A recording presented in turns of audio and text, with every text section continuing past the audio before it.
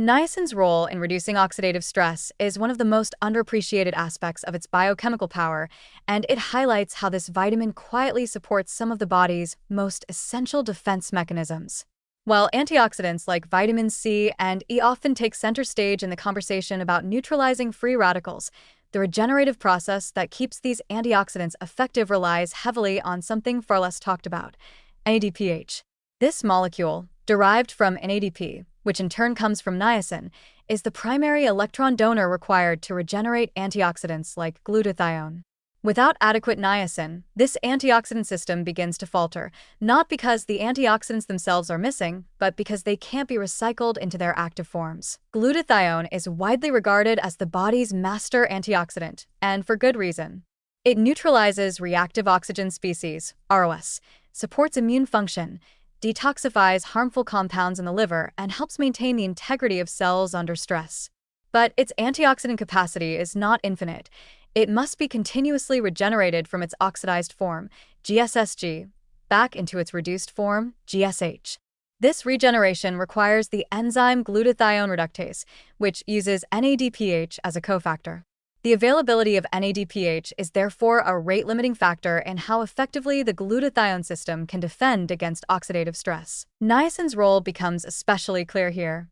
When the body has adequate niacin, it can produce sufficient NADP and then reduce it to NADPH, which in turn powers the continuous recycling of glutathione and other antioxidants like thioredoxin.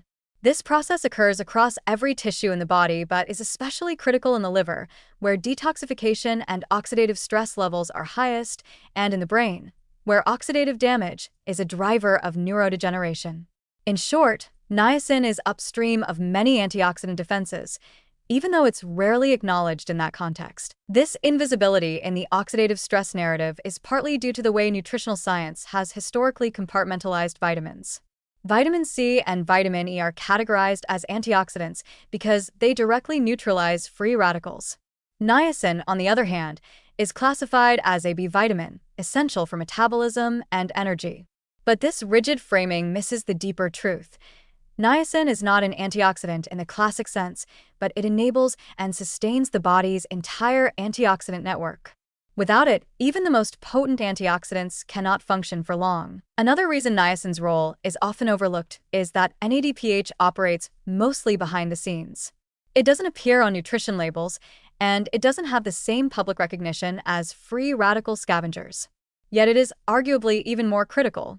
It supports not just glutathione regeneration but also lipid synthesis, immune cell activity, and the detoxification of drugs and environmental toxins through cytochrome P450 enzymes, all processes where oxidative balance is paramount. Niacin's contribution becomes even more relevant in states of chronic inflammation, infection, environmental toxicity, or aging, all of which increase oxidative stress and deplete NADPH reserves. In these conditions, antioxidant demand outpaces supply, and the body must work harder to maintain redox balance. If niacin intake is insufficient, whether due to poor diet, malabsorption, or metabolic strain, NADPH levels can fall, weakening the antioxidant shield and accelerating cellular damage. This is one reason why people under chronic stress or with chronic illness often feel worse despite taking antioxidant supplements.